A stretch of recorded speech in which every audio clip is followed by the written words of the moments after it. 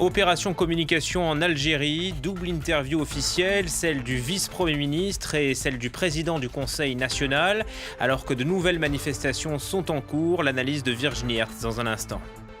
Impasse totale autour du Brexit, les députés britanniques enterrent l'accord avec les Européens, un report du divorce se dessine, sentiment de gâchis à Bruxelles. Et puis en sport, Lyon condamné à l'exploit ce soir. L'OL rencontre le Barça de Lionel Messi. En jeu, un ticket pour les quarts de finale de la Ligue des Champions.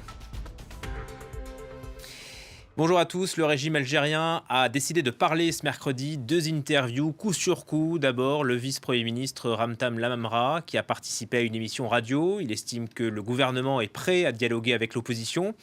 Et puis Lakhdar Brahimi est apparu à la télévision. C'est lui qui doit présider la conférence nationale. Virginie Hertz, bonjour. On a suivi ensemble le début de cette interview on est beaucoup dans la communication quand même. Oui, absolument. Lakhdar Brahimi, c'est avant tout un diplomate qui a longtemps vécu en dehors de son pays, qui a été rappelé maintenant pour mener à bien cette conférence nationale, mais qui n'est pas forcément très bien connu des Algériens. Et donc, ça ressemble effectivement à une opération de communication. On le voyait assez détendu, souriant, sans cravate, à l'antenne, en train de raconter un petit peu sa vie, sa proximité aussi avec le président Bouteflika, dont il disait je suis son ami, il a les mains qui bougent, il a l'air d'aller bien, et quand je peux m'autoriser de l'interrompre ou en tout cas de lui reposer des questions quand je ne comprends pas très bien ce qu'il dit. Le problème de Lakhdar Brahimi, c'est qu'il n'est pas crédible aux yeux de l'opposition et d'une grande partie des manifestants, justement parce qu'il a été longtemps en dehors de son pays, parce qu'il est relativement âgé et qu'une grande partie des manifestants veulent mettre un terme à la gérontocratie.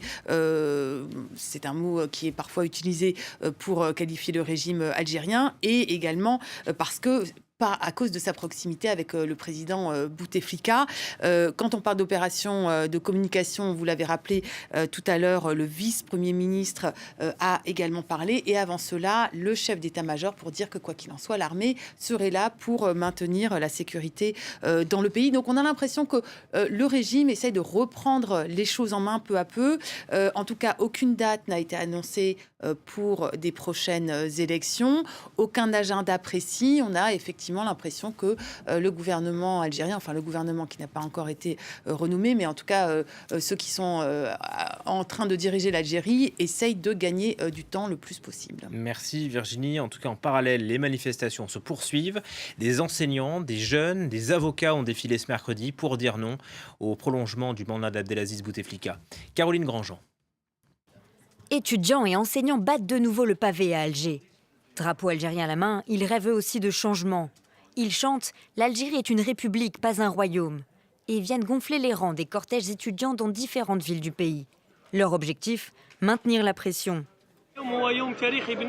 Aujourd'hui, c'est un jour historique pour les enseignants qui soutiennent cette mobilisation populaire pour une Algérie libre et démocratique. L'ensemble des 6 syndicats de l'éducation ont appelé à la grève nationale.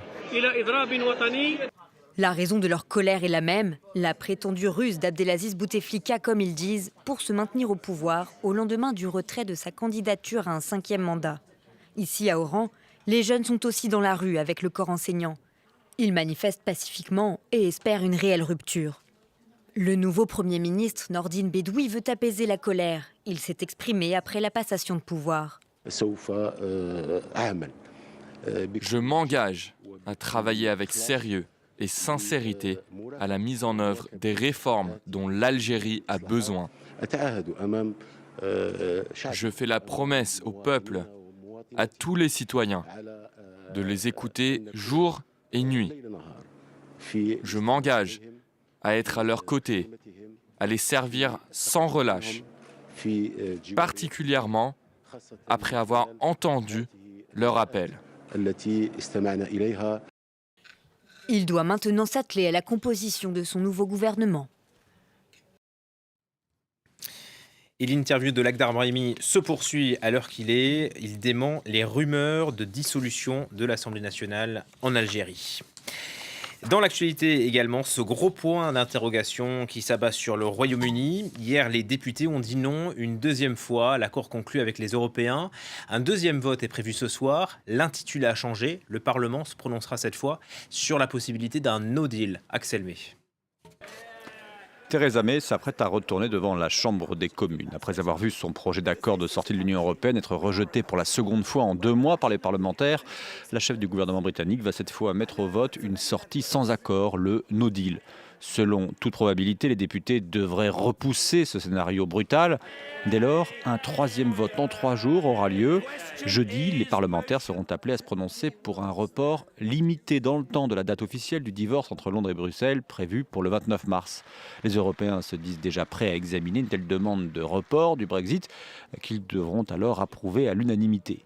Theresa May a lancé, elle, cette mise en garde. Soyons clairs, voter contre un départ sans accord et pour une prolongation ne résout pas les problèmes auxquels nous sommes confrontés. C'est donc toujours la confusion. À 2 semaines du début théorique du divorce, ni le Royaume-Uni ni les 27 ne savent comment va s'écrire la suite de leur histoire.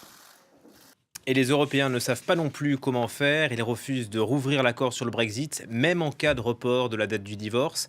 Écoutez le négociateur en chef, Michel Barnier. Prolonger cette négociation, pourquoi faire? Puisque la négociation sur l'article 50, elle est terminée. Je voudrais redire que nous sommes dans un moment très grave, puisque le risque du no deal n'a jamais été aussi élevé. Cela veut dire le risque d'une sortie y inclus par accident du Royaume-Uni de l'Union européenne sans accord, de manière désordonnée. Et je recommande de ne pas sous-estimer ce risque, ni ses conséquences. Aux États-Unis, un scandale est en train d'éclabousser de prestigieuses universités. Une 50aine de personnes sont inculpées pour corruption. Elles auraient versé des pots de vin pour assurer à leurs enfants de glorieuses études. Marc Pope.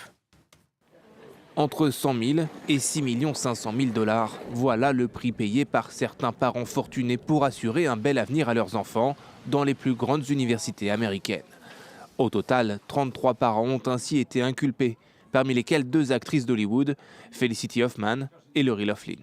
Cette affaire concerne l'élargissement de la corruption des admissions dans les collèges d'élite par l'utilisation régulière de la richesse associée à la fraude. Il ne peut y avoir de système d'admission séparé dans les collèges pour les riches, et j'ajouterai qu'il n'y aura pas non plus de système de justice pénale séparé. Au cœur du scandale, cet homme, William Singer, il a été inculpé de 4 chefs d'accusation, dont extorsion et blanchiment. Il opérait par le biais d'une fondation et aurait ainsi touché 25 millions de $.